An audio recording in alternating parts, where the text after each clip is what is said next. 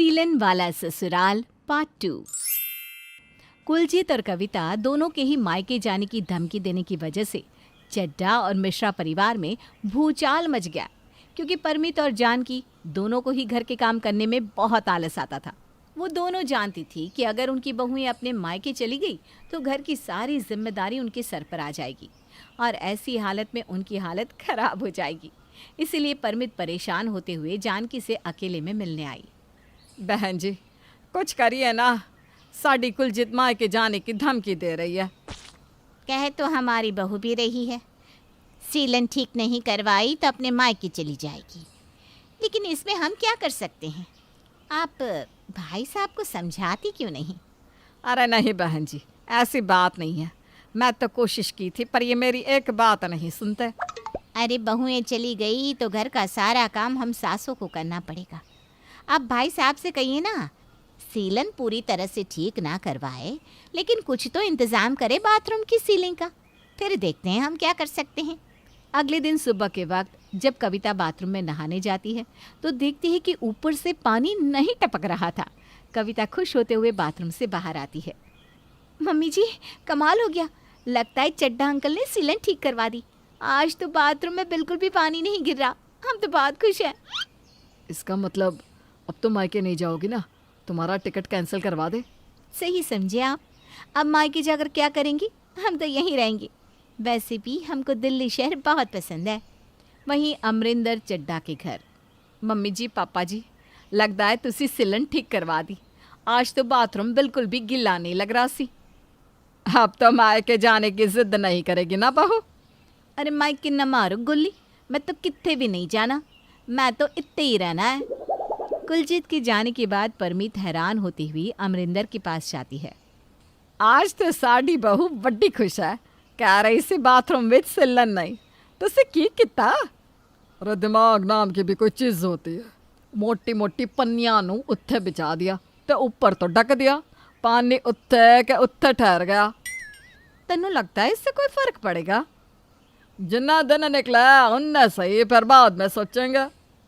अमरिंदर को लगता था कि उसके पॉलीथीन लगाने से सीलन की परेशानी खत्म हो जाएगी, लेकिन सीलन का पानी दीवारों के अंदर समाने लगा और देखते ही देखते दीवारें कमज़ोर हो गई।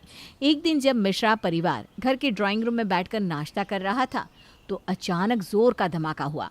मिश्रा परिवार के लोग भागकर जैसे ही बाथरूम में पहुंचे तो देखा कि चड्ढा साहब के बाथरूम की छत और साथ में उनकी साबुन और बाल्टियाँ, सारी की सारी चीज़ें सीधा मिश्रा जी के बाथरूम में आ गिरे थे और चड्ढा साहब ऊपर से झांक कर नीचे देख रहे थे। अरे चड्ढा साहब, अब क्या करेंगे? अब तो छत ही नहीं रही, सिलन किसकी ठीक करवाएंगे? सारी समस्याएं खत्म हो गई भाई साहब, मान गए आपको। जी कैसे बातें करते हो? मैंने अपने हाथ से ठीक किया था सिलन को, अब क्या कर सकते हैं? अंकल जी, बहुत बढ़िया काम किए हैं आप। अब ना आप नहा सकते हैं और ना हम। ऐसा क्यों? अरे भाई साहब, आपके पैरों से ज़मीन खिसक गई है और हमारे सर से आसमान। मतलब आपके बाथरूम में फर्श नहीं है और हमारे बाथरूम में छत नहीं है, तो आप ही बताइए कैसे नहाएंगे हम? अमित, हमारी आज की ही टिकट करवा दीजिए। हम ऐसे घर में नहीं रह सकते जहाँ पर नहाने के लिए बाथरूम भी ना हो। पापा जी, मम्मी जी, साਡਾ टिकट अभी तो कैंसिल नहीं हुआ है।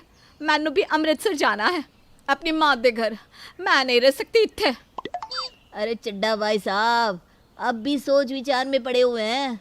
अरे भाई, अब तो बाथरूम की छत बनवा दीजिए, कुछ करवा दीजिए। एक काम करते हैं, इतने ना लकड़ियों के पट्टे लगवा देते हैं और उसके ऊपर थैली बिछा देंगे, कुछ दिन तो काम चली जाएगा। ठीक है भाई साहब, ये भी करके देख लेते हैं, लेकिन बहुएं तो अब नहीं रुकने वाली। कुलजीत अपने मायके चली जाती है और कविता अपने मायके। अमरिंदर चड्ढा लकड़ियों के फट्टे लगाकर बाथरूम की छत को ढक देता है, लेकिन सीलन अब पूरे घर में फैल चुकी थी। बहुओं के चले जाने के बाद परमित एक दिन जब रसोई में काम कर रही थी और जैसे ही उसने अपना कदम आगे बढ़ाया वैसे ही रसोई का फर्श भर भरा कर नीचे गिरने लगा। बचाओ बचाओ, मैंने कोई तो बचाओ, हाय मेरे छोले भटूरे। परमीत के हाथ में पकड़ा हुआ खाना सीधे मिश्रा जी के डाइनिंग टेबल पर जाकर गिरा। क्या बात है, आज तो सीधे छोले भटूरे टपक रहे हैं आसमान से, मज़ा आ गया। अरे अमित की माँ, आज तुम्हें कुछ बनाने की जरूरत नहीं है। भाभी जी ऊपर से खाना बरसा रही है। खाना नहीं बरसा रही है, रसोई की छत टूट कर गिर पड़ी है और साथ में भाभी जी के हाथ का खाना भी। पता नहीं चड्ढा भाई साहब सीलन कब ठीक करवाएंगे। लगता है अब ये तभी ठीक होगी जब खुद भाभी जी हमारे ऊपर आकर गिर पड़ेंगी। क्या कहा? जरा फिर से तो कहिए। अरे नहीं नहीं, हमारे कहने का मतलब ये था कि जब तक कोई बड़ा झटका नहीं लगेगा भाई साहब ठीक नहीं करवाने वाले। अब ना रसोई के ऊपर छत थी और ना ही बाथरूम के ऊपर छत थी। आधा घर नीचे गिर पड़ा था, लेकिन अमरिंदर चड्ढा अब भी अपने घर की छत और सीलन ठीक नहीं करवाना चाहते थे। एक रात जब चड्ढा साहब अपने कमरे में खर्राटा मारकर सो रहे थे तो उनको अपना पलंग हिलता हुआ सा लगने लगा। चड्ढा साहब घबराते हुए बाहर भागे और चिल्लाने लगे। भूकंप आया, दिल्ली विच भूकंप आया। उनकी आवाज़ सुनकर राम मनोहर का परिवार बाहर निकल कर आया और अमरिंदर को चुप करवाने लगा। अरे अंकल जी सो जाइए, कोई भूकंप नहीं आया है। पलंग हिल रहा सी। पलंग नहीं, पूरा घर हिल रहा है। आप जाकर सो जाइए। हाँ, सो जाते हैं जी, सो जाते हैं। कहाँ जा रहे भाई साहब? ऊपर कुछ नहीं बचा। भाभी जी भी पलंग सहित नीचे आ गई हैं। यहीं सो जाइए। अब आपका मकान एक ही मंजिल का बचा है, अब तो ठीक करवा लीजिए।